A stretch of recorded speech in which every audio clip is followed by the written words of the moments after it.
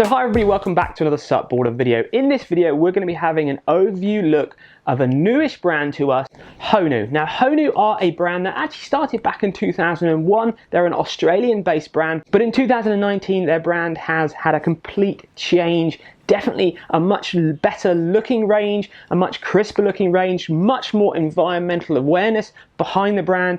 The iSUP range has fully changed, and due in the future they will be doing some changes to their hardboard range as well.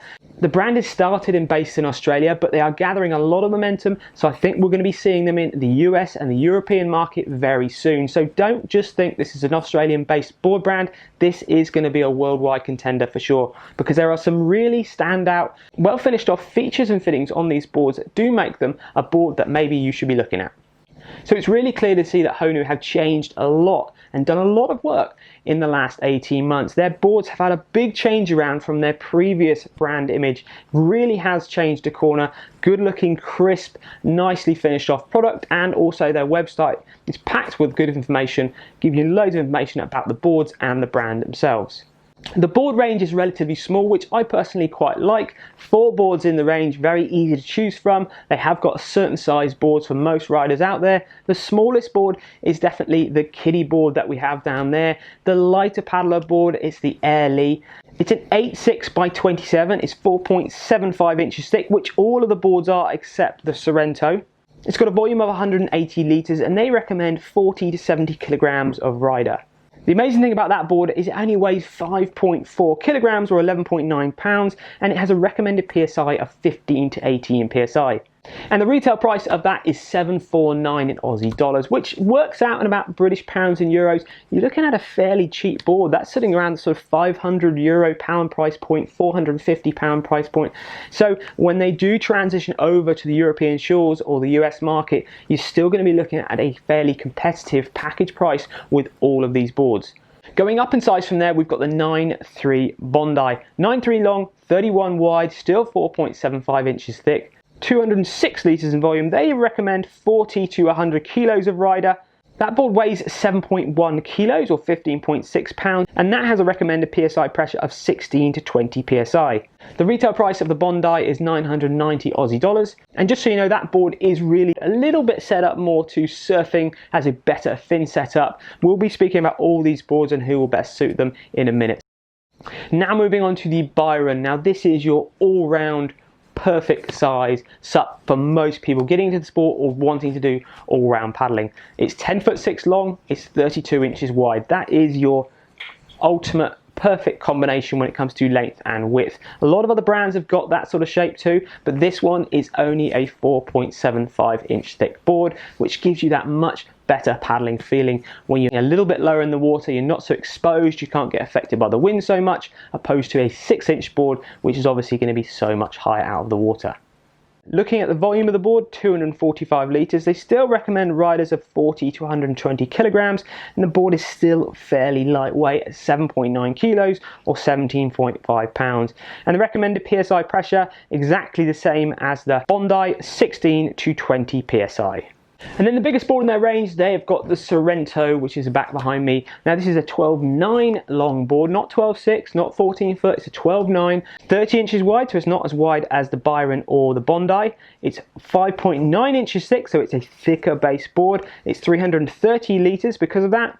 It has a maximum payload of 140 kilos, they recommend, and it weighs 10.7 kilograms again, so still a light board for its size, which is 23.7 pounds. Just like the other boards, it has a maximum inflation up to 20 PSI, so it still can take a good amount of pressure. And the retail price of the Sorento is 1,090 Aussie dollars. So that's an overview of the new inflatable range. Now a big standout of that range is actually the weights of the boards. All of the boards, even the biggest Sorento, they're very lightweight. Now that is due to really the materials that they're putting in these boards. All of the boards are a woven drop stitch fabric. Now woven is stuff that's being used with other top end premium brands. They say they fuse the outer layer of vinyl to the inner space cloth. On the Bondi and the Sorento, they've got central stringers running down the middle of the board, top and bottom. Much clearer to see on the Sorento, and this is a carbon X stringer as well. So it's a thicker carbon PVC based material that's on the top and the bottom of the board. The Byron has just got an extra PVC layer running down the center of the board. There's multiple layers of PVC around the rails of the board, which is obviously the area that takes a lot of the nicks, a lot of the scuffs when you're putting your board down. And definitely looking at the finish of that construction, looking at the rail bands, looking at how everything is stuck on, looking at the deck pad, they are really, really well finished off. They are finished off the same level as the best inflatable paddleboards on the market, which we know are a lot more money.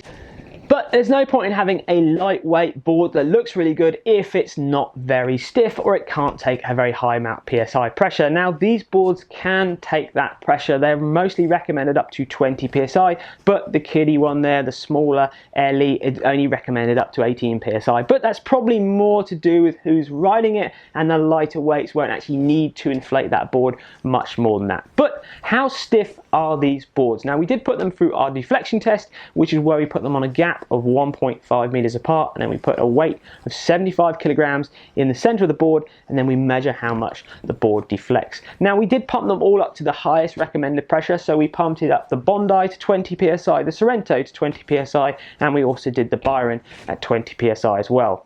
Now the Byron and the Bondi both dropped 15 millimeters when we tested it. Now the interesting thing about that is the actual Bondi has got an extra PVC strip running down the top and the bottom of the board. Just goes to show there's probably a difference, but something that we couldn't notice in our deflection test. Remember, our deflection test is only on a gap of 1.5 meters apart. We're not measuring the complete total flex of the board, and that's where the change of having an extra material layer like this might make a difference.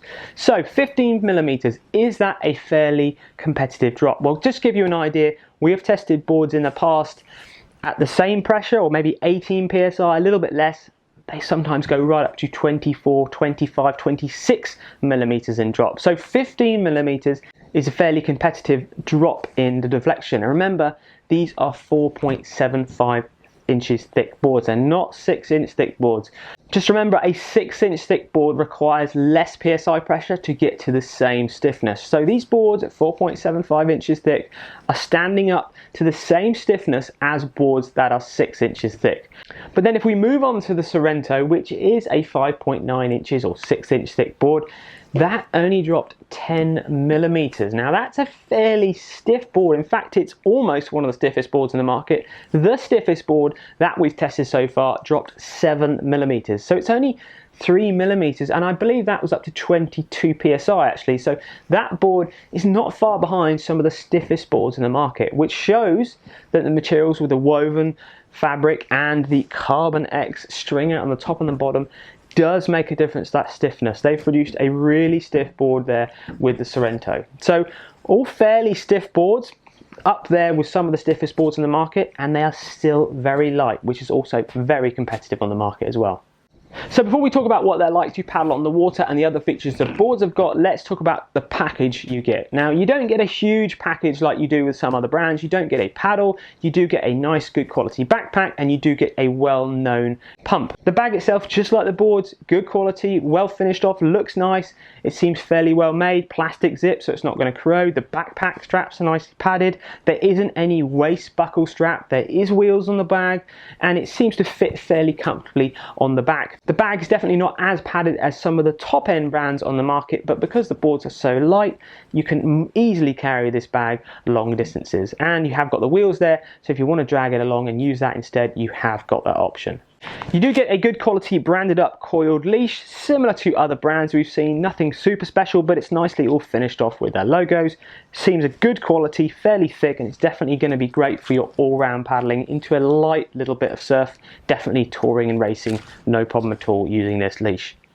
Looking at the pumps you get, there's 2 pumps in their range. They're both manufactured from GRI, which are definitely up there with one of the best pump manufacturers on the market at the moment.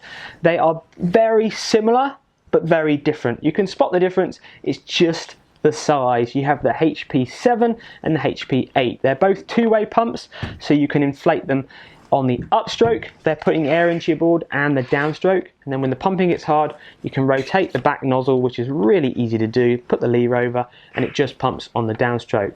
This smaller pump, the HP7, comes with the kiddie baseboard, the Air Lee. So that's a nice small compact pump. Again, you're not putting as much air in that board, so you don't need such a big pump. And these ones come, the HP8 comes with all the other boards.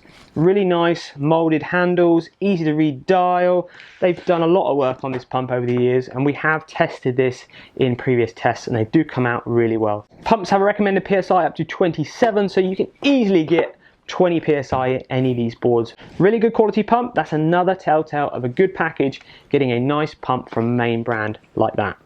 So if you're looking at the range of boards, you can see that the Sorento and the Byron have got the most bungee straps, the most tie down straps, and that's because obviously they're a little bit longer. The Sorento is a lot longer than the Byron, but you're going to be taking more stuff with these base boards. A simple carry strap on the front of the Byron, you're not going to be putting loads of cargo and luggage under here. It's going to hold your drink, your sandwiches, your water bottle, your flip-flops, or thongs for you Aussies out there, and you've got a small little tie down there at the back which you could clip stuff onto. I mean, I suppose you could take this board fishing if you wanted to. It does give you the option to stash a bit under there.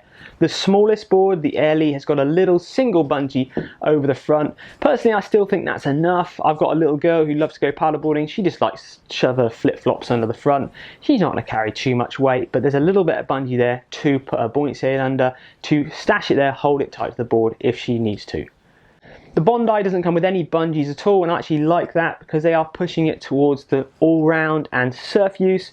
When you're surfing, you don't want anything on the board to get your feet caught in, and I like that they've sort of said the Bondi is more for surfing, so let's not put any bungees on that. And obviously the Sorento, loads of bungees, big massive front bungees, not too far forward. From a touring point of view, it's really nice, so you can get to your stuff, you can access it, and you can be standing here and it's not too far forward, and it's not pushing the nose of the board in the water also. It's got a fairly small bungee at the back there, but again, it's placed in a good position as well for your touring. Other good features, handles. There's some nice handles on the Byron at the front and the back, and the Sorento's got some nice big handles at the front and the back as well. The handles in the middle, they're really well padded, neoprene backed, webbing on the top, really strong, very secure, and the little Air Lee and the Bondi finished off with the same. The other thing that's really nice that when you see these boards in the flesh is the deck pad and the finishes of the deck pad. There's a few different colorways you can get these boards in, but the way that the deck pads are finished off, they're all diamond gripped EVA, crocodile style deck grip. So what I mean by that is you get this sort of crocodile skin deck grip, and they're finished off in a diamond pattern as well. A really comfortable grippy EVA finish. But what I really like about these deck pads is how they're finished off. The way they're all cut in with the logos and the graphics coming through, and the colorways on all of the boards does look really, really smart. A nice feature that Honu have put on most of their boards is a nice kick pad, which is an EVA raised pad right at the back of the board. So if you do want to take it surfing, you can put your foot against it, you can feel that pad, you can surf it off the tail, which is really important when you learn to start SUP surfing, because these boards are quite long, you've got quite a lot of board to move around, and when you're surfing an inflatable paddleboard, you've got to get right off the tail of the board. And having that raised EVA pad is great to help you feel where your foot is and plant your foot there when you're SUP surfing. Talking about SUP surfing, it's really, really good that this Bondi board is set up with a nice fin setup that really helps the SUP surfing. The board is finished off with a 2+1 fin setup, which means you have 2 side fins and a central bigger fin. But the big point is the side fins are FCS fins. It comes with good quality glass honeycomb fins, but of course you can use any other FCS fin in there. The nice thing again with FCS fins is you can get really stiff, bigger fins if you want to. They're fairly close to the rails of the board, which when you're surfing an inflatable paddleboard is really important, because there isn't much rail shape with an inflatable paddleboard. They are the same rail shape from the nose to the tail. Fins and them being placed on the outside edge of the board is vitally important to having a good feel on the wave. We didn't get to use this Bondi in the surf, but just looking at it and seeing that fin setup with the EVA raised pad at the back there, we can tell it's going to be a lot of fun for intermediate beginners getting themselves on those first waves. Talking about the other boards on the water and who do we think would best suit each board. The nice thing about the Airly is it's weight. It's super lightweight. It's going to be really easy for the kids to carry, which is a really big thing because they want to be able to carry their own kit down to the beach. Comes with a nice single US box fin, so it's nice and easy to paddle in a straight line. It's going to be good for riders really 75 kilos and down, so you haven't just got to be a child, but definitely because it's got less length, it's not going to be so easy when it comes to tracking if you're a heavier person. So it's going to really lend itself, as I said, 75 kilos, 70 kilos and down. If you're looking upper grade, upper board size, you could be looking at the Bondi. Yes, it is a surf base board, but you could also use it for flat water too. It's just a little bit bigger than the Airly. It's got the options of having the 3 fins there, the 2+1. If you're just paddling it on flat water, you could take your side fins out and just run it as a center US fin. Again, it's not the longest of boards, so it tracks okay in a straight line, but it's really fun to turn around, doing flat water tricks, mucking about. But definitely if you're getting into surf, wanting to get into waves, that sort of board that will take a lot of people up to about 85 kilos quite comfortably to get them in surf and catching their first waves. The Byron, as I said, it's the all-round board. It does it all. It's 10.6 long, it's 32 wide, and it's 4.75 inches thick. So it's not your standard 6-inch thick board, which so many other brands are on the market at the moment. It's going to give you that nice paddling experience. It's going to be great for all-round paddling. Yes, you could take it surfing as well. It's definitely going to cover a bit more distance opposed to the other 2 shorter boards. And weight of rider, it's going to take up to a fairly heavy weight, but it's going to be really comfortable. I would say up to 95, 90 kilos. You're going to be really happy on that board. As I said, you could be getting into a bit more weight, but if you're a little bit heavier, if you're up near the 100 kilos, I probably think looking towards more of a 6-inch thick board might be better, especially if you want to put any weight on the front of the board too. But if you're a heavier paddler or you're looking to paddle faster or longer, you've got to be looking at the Sorento. Being 12'9" long, way more glide to that board. It's going to give you way more speed through the water, a lot more ease of direction. It comes with a single US box fin like the others, but this fin is a click-in FCS 2 fin touring shape fin. 9-inch shape fin. It's much more swept back. It's designed to get you going in a straight line, and it's really easy to click in and out. Because this board is stiffer, it's going to give you a bit more response, and it's going to make it easier and quicker to paddle. And again, because it's 30 wide, which is narrower than the Bondi or the Byron, it's going to be quicker to paddle because of that. Just so you know, the narrower you go in width, the faster you're going to be paddling, but you're going to be compromising the stability of the board. That's why a board of 10.6 long by 32 is your optimum all-round size board. You want to go fast, get a bit more length, drop the width, and you will become a much faster paddler without even trying. It's amazing how much faster these boards actually are. You could definitely give racing a go. You could definitely get into touring, would be really good with Sorento. Obviously, if you want to be a really competitive racer, you're going to try and fit in either a 12'6" class or a 14-foot class of race board.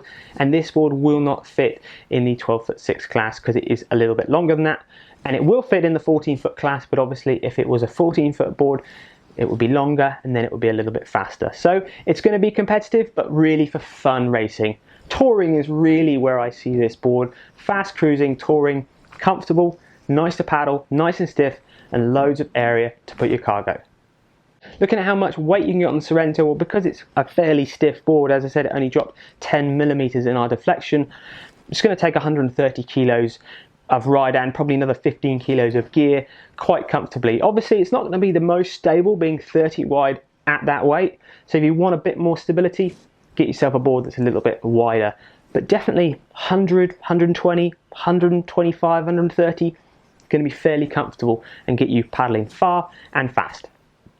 So before we finish with the pros and cons and value for money, let's move on to a little bit more about the brand, about the warranty and the environmental awareness of these products. Now the brand themselves, I'm getting a little bit behind the brand because, to be honest, I'm bringing in the environmental awareness of it as well. When you're on the website, you clearly see, and the boards, there's a lot of messages about the environment, about being connected to the sea, and definitely it's the ocean that unites us is their slogan that's printed on all their boards. They've got really good quotes from people on the bottom of the boards in front of the fin boxes, and everything screams out that they really are looking to improve and try and make their products as good as they can in the future for the environment. They give 1% of every sale to the charity 1% for the Planet, which is there for producing and making our planet more sustainable, which is a great thing. They're doing a lot to reduce plastic in their products, and also their packaging. Really got to give a thumbs up for that. Nice to see boards completely wrapped in a lightweight paper. Even the plastic that comes around a lot of their sort of repair kits and stuff is biodegradable. There is a small amount of plastic that was wrapped around the pumps, but no doubt they're going to be looking to change that, because the package themselves and the package that it's packed in is really good, and nice to see a good package that's really been thought about with the environment in mind. So many brands are neglecting this, and it's something we're highlighting more and more. Yes, you are in effect standing on a plastic board, but we can still reduce a huge amount of plastic that comes in the packaging of these boards. At the moment, warranty wise, they've got what you call a 2+2 year warranty. 2 years of standard warranty, and then after that you get 2 years of free repairs no matter what you've done to your inflatable paddleboard. At the moment, obviously that just helps in Australia because you've got to get the board back to them, but obviously as they go international, there's going to be some other based warranties like that that they can stand by. But it's really good that they're looking to really back and give you a lot of support after you buy your board as well, which is a really important thing, as you all know. So moving on to pros and cons and value for money. Well, pros, yes, the environmental awareness of the brand, the packaging, fantastic. Please keep it up. Otherwise, the look of the brand and the finish of the brand in general, I think, is definitely one of the standouts. The weight of the boards is really good. The deflection is a fairly stiff board, even at that weight. And generally, the whole package that you get just screams really good quality. Cons, well, there are actually a few cons, not very many, but they're definitely stuff that needs to be highlighted. The handles in the middle of the board are really comfy, but I'd say they're a little bit too big. That is quite a large handle, and potentially if you're surfing, you're probably going to find it might get in the way a little bit. Definitely a small con, but something that maybe they could change in the future. And the kids board, it would be absolutely perfect, but it needs an extra handle at the front and the back, because kids do find it a little bit harder to carry these boards to the water, even though that is a really lightweight board. So handle at the front and the back would help that as well. So not really very many cons really. I suppose some of you out there might be saying a con that you can't get hold of them yet, but I think that will be happening very soon. I obviously know it's all a bit up in the air with COVID and stuff, but send them an email, see how they're getting on. Definitely they are looking towards the European market. They're very strong in getting these boards out there because I think they have got a very good product to push. So send them an email and see what they say. So there we go. I hope you found that SUPboarder review interesting and informative. Definitely this brand Honu is a brand to look at in the future.